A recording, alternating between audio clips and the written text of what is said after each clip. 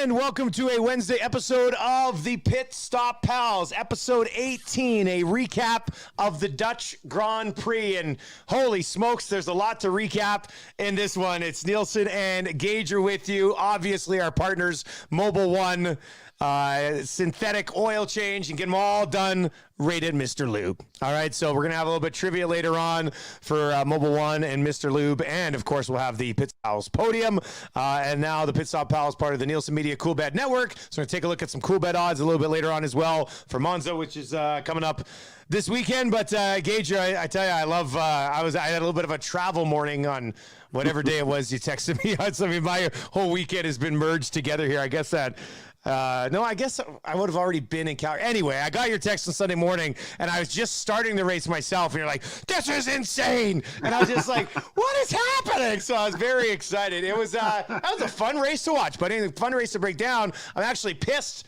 that, you know, I had CFL, you had some work yesterday. I've been waiting for 3 days to have this conversation.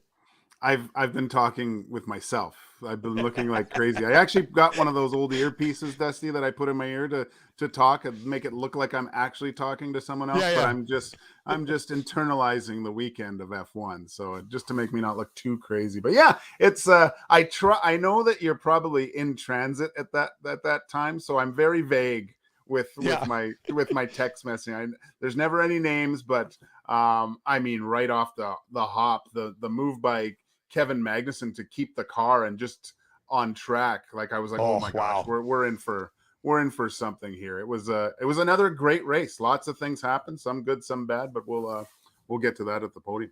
Yeah, exactly. Let's get right there because there is a lot to discuss, obviously, coming out of this race. And it is your Mobil 1 Mr. Lube Pit Stop Pals Podium. Like I mentioned, Mobil 1 doesn't just keep your vehicle running, it keeps your engine running like new, which my wife, she drives an old RAV4, and she was into a Mr. Lube today. And nothing came up on the dipstick oil-wise. It's burning. It's burning a little bit. Now, they explained it to her. You know, it's usually like 4 liters in there, and if it gets below 3, it doesn't show up on the dipstick. So there was still. She texted me. She goes, "There's no oil in my car. What's happening?" And I said, "Well, I don't know. It's your car. It's not my car. It's your car." Turns out it wasn't completely dry. I had the same thing happen to me in my Ford Taurus back when I was driving home from college. My roommate and I pulled over, and it's just like, we better check the oil here. Because it was heating up. It was brutal. And I remember we put the dipstick in, pulled it out, and Robbie and I looked at each other, and we looked at the dip, and there was nothing on it. And we looked back at him, and I was just like, what's going on? And I had nothing. I had no idea what to do with cars then, so we called my grandpa, who lived in Fernie, and he came and put in oil for us. Like, we were just useless. We were 19. Funny. We were a mess. So anyway, what I'm saying is get it taken care of with Mobil 1 Synthetic at Mr. Lube. Top spot of the podium. Do we go with Mercedes, Gager? This was quite a weekend for Mercedes. Yeah, I think we have to, Dusty. I think they should take the number 1 spot this year. Just because I think if you look at the whole weekend, lots of things happened to Mercedes this weekend. And look, they were going into this week thinking that this would be the week that they could their best chance to possibly win a race. And I didn't write it down on the board, Dusty. I hate this, but I forget. It was either free practice 1 or 2 where I think it was 2 where Hamilton. I think it was 2 as well. And Russell went 1-2. And then I was like, oh my gosh, giddy up here. And then you go to free practice 3 or let's go to qualifying actually. Like Max puts in a killer lap. And then it through the middle sector. I was watching it. I could see it. and Lewis had purple sections in the second section, and it looked like he was going to finish on pole with the amount of time left.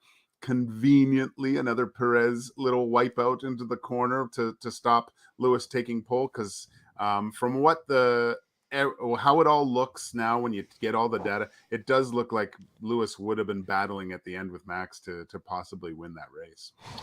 Just amazing. And then the race itself, right? Yeah. Like just crazy what happened with the whole decision making. Well, you know, I mean, they start Lewis on the mediums, and it's going extremely well because that's a car that has done well on extended mediums, essentially, when they can drag them out a little bit, and it gets better and better.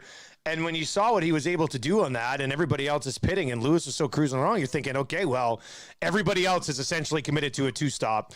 Lewis Hamilton was looking like he was working on a 1-stop, and I think he probably would have won the race. And then there was virtual safety car, and then there was a full safety car. And I guess that's the risk you play, Gager, with a strategy like that. And once again, I mean, it kind of just handed the race to Max Verstappen. And then, I mean, to follow up on it, everybody else slides in and puts on softs. And I understand that, George Russell said, let's get on the softs right now. Like, I'm not feeling it. And I guess Lewis could have done the same, but I mean, his team is supposed to make some of these decisions, are they not? It was an awful look to see him have such a great race and then just watch him basically be defenseless for the final 3, 4, 5 laps. Isn't it weird though that when all this was happening in my mind, Dusty, I was thinking, isn't it weird that Lewis Hamilton is putting all his faith into his pit crew at that point, and the strategists and all the data that they're gathering to make the proper decisions, and then you have not a rookie driver, but a first-year driver with Mercedes, young guy George Russell saying, "Nope, I want softs," and they go, "Okay, let's get him softs." It just to me, and we kind of just talked about it a little bit. The way that Toto Wolff was talking about, we don't care, we want to win a race, and just if they wouldn't have done what they did and kept George out there, just to give that little bit of a buffer. I know Max said at the end I would have caught both, but yeah, I just think because of the way that Mercedes handled, and you look what Lewis did on those hard tires, like he was gaining on Max on the hards with Max on fairly relative new mediums, right? So it was going really well. Yeah, they picked up right away. I just think with the way that the softs degraded on the Red Bull, and if Lewis could have got the tires at the right temperature and the right window, just with that buffer, that's tough to say what would have happened. I mean, to me, I think Max might have probably passed him last year, but at least I was excited to see that again, right? That was our first kind of glimpse of them in equal technology a little bit. I was really hoping for it, but then, yeah, to me, it just seemed like Lewis wanted to win. Like Lewis just wanted that win. He didn't care. To me, George was a little bit selfish. I just want some points. I want to finish. I want to make sure I can finish within some points and get closer to whatever. Yeah, because like from a teammate perspective, what Mercedes probably should have done to give Lewis the best chance, and let's be honest, you're going to even if you put Russell on the softs, he's not catching Max Verstappen either. I mean, that's not happening. So what's your best chance to win this race?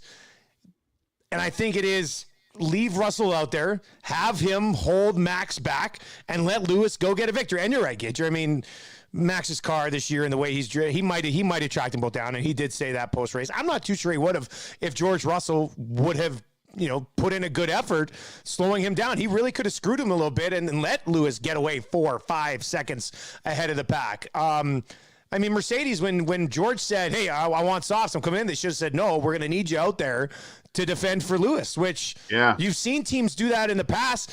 Bottas did that for years with Lewis. You know what I mean? And it kind of got to the point where it was ridiculous for him because he'd done it for so long. But I don't think that's too much to ask of George Russell. Like, who's calling the shots here? It was odd to me. And really, if that's what doesn't make sense for Toto to say, "I want to win." But if it's just about points, then put Lewis on the softs too, and maybe probably get the 2-3, right? And get even closer in the constructors. And because he said he doesn't really care about the constructors that much, but a lot of questions. It just seems like, unfortunately for Lewis Hamilton, when he gets in a position to win a race, weird things start happening, and it never ever works out for him, and it seems to really benefit Max Verstappen and Red Bull. So overall, though, positive weekend for Mercedes. It didn't end the way that they wanted, but I think when they look at where they finished in the rest of the pack, you probably got to be somewhat pleased with it, don't you? I think so. Like they were. It's a 2-4. I mean, all the data looks like they should have won that race. A couple little weird things happened. The Perez into the ending the qualifying and just some virtual safety. Yuki Tsunoda with some weird decisions. I couldn't get. I guess they should have just stopped the car as it turned out. Yeah. It would have been a completely different race. But to come back out and do all that, just very, very strange end of the race. But I mean, you still would have had to have beat Max, and he had that thing just humming again this weekend. It is the Mobil 1 Mr. Lube Pit Stop Pals Podium. Have your Mobil 1 synthetic oil change completed at Mr. Lube. Same day oil change and tire service with no appointment necessary. Pop in. They'll take care of you. Second spot on the podium is the guy who ended up at the top of the podium, Max Verstappen. Once again, obviously some things went his way. Probably going to be a little bit easier this week for him. And we'll take a look at some of those odds for Coolbet coming up. But all in all, I mean, maybe we package it all as Red Bull as a whole, but Max Verstappen, again, I mean, ridiculous day. Yeah, and it's funny how I thought that you could see the downforce of even the Mercedes and the Ferrari before. You'd think, okay, this is their weekend to kind of dominate. But Max just, man, I think I was a little bit because he did have the gearbox trouble in the first practice, right? So I think that held him back. So I didn't really take that into account. But to see what they were able to do with that car, and when you do watch the helmet cam on Max, it's so smooth and machine-like through the corners. He's just, his confidence level, the way he talks on the radio, Dusty, and you know, he was able to get past Lewis right away. Even they said Lewis should have probably waited to on the restart a little bit more, just because could have waited closer to the line. But man, he's just next level. And what did they say? Max could go sit on a beach for the next 4 races and still be in the lead after that. So I think his hands are close, not touching, but they're very close to that championship trophy. Yeah, it's a done deal. In fact, actually, I was looking at it over right now at Coolbet. They've got the Italian Grand Prix odds up, but then they also have, I want to see what the current odds are to win it all, because it's got to be, I mean, an insane number. I'll track that down before we get to the end of the show today. And then third spot on the PITSTOP PALS podium, Ferrari once again. I mean, it looked like they weren't ready for Carlos Sainz, which is unbelievable to me. They end up coming away with a podium, obviously Charles Leclerc, but just an awful look again, buddy. Well, I think the positives is the virtual safety car and the safety car kind of helped Ferrari to get to the podium, it did. Right? So that was the good thing. Everything else sucked. I mean, the fun. I have never heard broadcasters, like when Ferrari makes a decision and the broadcast, it's not like they look at it from different angles or whatever. They're like, oh my, what are they doing? Like they openly mock them. Yeah, it's so weird. And then when Carlos pit crew have 3 tires out and you hear everyone go, oh my God, they only have 3 tires. Like they're sad. They're feeling bad. And I think at some point they don't think their mics are hot, because they're just like, oh no, oh my, like just a disaster. They're such a disaster. And then like Carlos getting the pit lane violation for coming out too early, leaving the guns and then having Perez run over their wheel gun. It's a mess. It's such a mess. And the memes that are going into this weekend and in Italy with Mattia Binotto being Gru, and now with the yellow suits with Carlos and Leclerc as minions. It's crazy, Dusty. It's crazy that I go into thinking that they're going to get everything in order, and it just keeps getting worse. And then last night, what happens? Their semi breaks down. Their semi breaks down, and they're all out there trying to fix the tire. You can't write this. You can't write this for a team. Like I don't know. That's why I said at the last pit stop, I really think Ferrari's going to pass them or Mercedes is going to pass them in the constructors for sure. It's just it's a comedy of errors. You know what's wild here, Gager, is like we sit here, we laugh at it because it is highly entertaining. But they've pissed away a season. Like at the beginning of the year, it was like, oh man, don't worry about Mercedes. Ferrari's the team that's going to push Red Bull. And they were. And then it was incident after decision after strategy, week after week after week. And they have essentially taken a platter and put the constructors and the driver championship, obviously with Max, because for a while there it was like, ooh, Charles Leclerc. And now it's the new rivalry with Max Verstappen. They've completely pissed it away by being so inept. I can't believe that multiple people aren't going to pay a significant price for this at the end of the year. Well, you look at let's just take Mercedes for a second. Like if you look at their basically two problems, mostly car, right? Like the car has been the major problem, and at times maybe you can throw in a little strategy, right? Yeah. That's the only two things. Driver error, so I guess you could say that Lewis made a mistake in the last race. Whatever.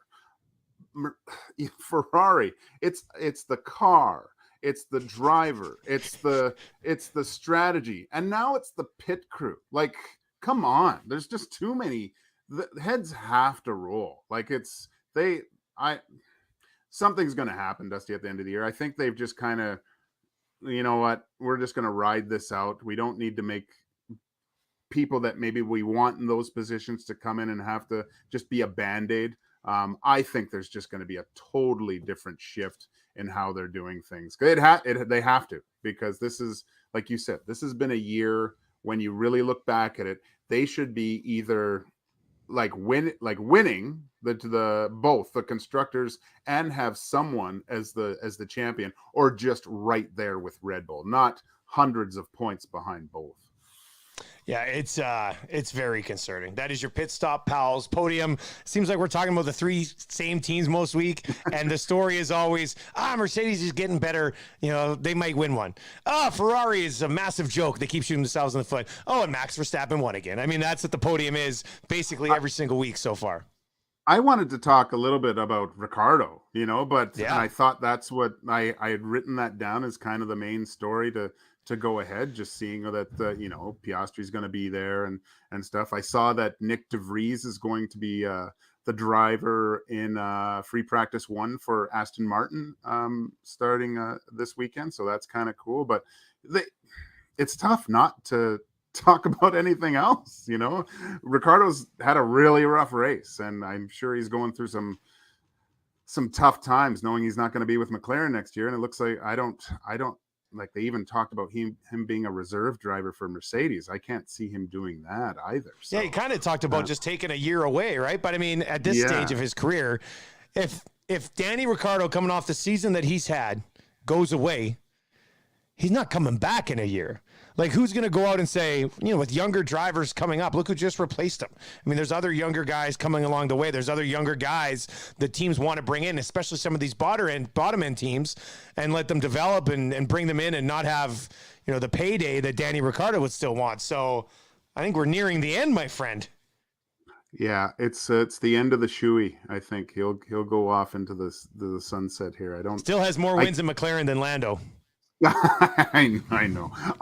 It would be funny if he won a race here and then he's gone the next year. That would be funny, actually. That would be kind of funny, but Lando's good, man. I think they're getting a little bit closer to. Lando's a great driver. He's consistently, in that middle pack. Nothing against Checo, and I know Lando's not going anywhere, but I'd love to see Lando in that second Red Bull car, just to see what he'd be capable of doing. That'd be fun, wouldn't it? The alternate universe, that would be really good to see. Really good to see. Because I think Checo's kind of the new Bottas, right? Like he's a really good driver in a really good car, supports the big dog. But to see two hungry wolves going at it, like we need a little Duran and Red Bull. That'd be great. All right, let's turn and look forward here, and we'll get to some of the odds. By the way, Max Verstappen is minus 10,000 to win the title. So you're not going to bet on that. let's just leave it at that. We'll get to some of the odds for Monza, but as we transition to Italy here, Gager, Max Verstappen runaway? Is that basically what we're going to have? That's where I'm not putting a lot of money on it, but Yeah. he'll probably just make my he might get my Mega Driver token in the fantasy. Let's put it that way. That car is too good. Too many straightaways in this next race. I like to see what actually Alex Albon can do, because he did have Okay. to see that Williams does have a lot of straight line speed, right? So I would look to him to finish, because he's driving quite well. I'd look to him to finish in the top 10. And of course, Alpine, great car on the straights as well. Fernando's always sniffing around in there. And see, I think those are kind of the two sleeper teams to really look at this year, because I can't put any faith in Ferrari anymore. And really with that Mercedes car, that's where they're really lacking. And you could see that when Max on that restart, they just don't have the straight line speed as some of those other cars. The odds in Italy, according to our partners over at coolbet.com right now, Max Verstappen minus 250 to win it. Heavy favorite. Charles Leclerc at 6-1. Lewis Hamilton at 7-1. George Russell at 9-1. Checo's at 15-1. And Carlos Sainz is at 40-1. He's at plus 4,000. I know it hasn't gone great for him lately. You can also get Carlos Sainz right now plus 325 to finish top 3. So that's a pretty decent number for a guy who has done that this year. But what I find interesting about these odds right now over at Coolbet Gauger is the fact that for the longest time this season, it was, Verstappen, the two Ferraris, Checo, and then Lewis Hamilton and George Russell. Now we've got to the point where Lewis Hamilton has the third best odds and George Russell has the fourth best odds to win, which is what we've seen with Mercedes kind of working their way up this year. Yeah, I mean, I think we talked about just even the driver's standings, like that battle for second is wide open, right? Especially now. It's a really if Lewis can fun mix in battle. a win or two, buddy. It's a 5-man race. It's a 5-man race, yeah. So yeah, I really think Mercedes is going to finish second in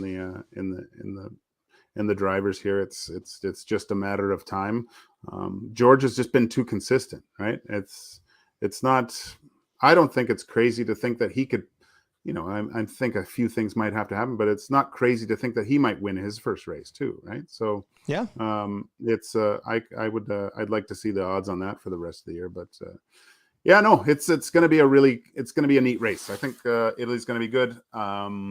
It's AlphaTauri's home race, I guess is what you could say, and Pierre Gasly's been driving quite well, and it'll be really. I hope he's kind of a storyline, because they are talking about where he might be going for next year too. Right?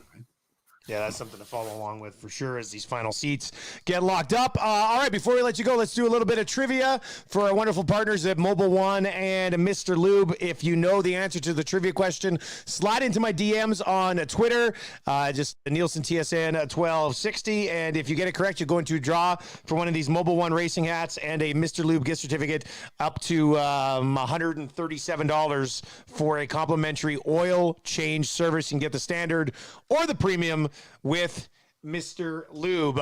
For this trivia question, we are going to go back to where we just were at the Dutch Grand Prix, and it's a very simple question. Who was the last driver to win the Dutch Grand Prix in back-to-back years? And if you're listening right now or you're watching, it is who you think it is. So just submit that answer into my DMs on Twitter, and you go into the draw for the Mobile One racing hat. Gauger, what's your, one more time, who was the last person to go back-to-back at the Dutch Grand Prix? Slide into my DMs, and we can make that happen. Anybody who gets it correct will go into a draw. What's your weekend like this weekend, Gauger, as far as the viewing experience goes? Ooh, so Friday up early, obviously, to get my first glimpse at practice. Saturday, of course, qualifying, glorious. Hopefully, there's some early mornings now with school and stuff and dance, so hopefully everyone stays asleep for just enough time so I can get that in. And then I think Sunday's race starts at 7. No one's getting up there. And Perfect. Then I will be setting up shop with the AirPods and listening fully, and essentially texting the group and the group chat and mocking everyone else's team and making sure that I don't spoil it for you, Dusty. On your, well, I was just going to say, I'm just giving you the heads up on schedules right now, because I'll be working Friday morning. I will be just at the hotel in Winnipeg Saturday morning. So that's good. Call the Banjo Bowl. And then I'm coming back. Actually, I did not schedule this properly. I fly back home at 7 a.m.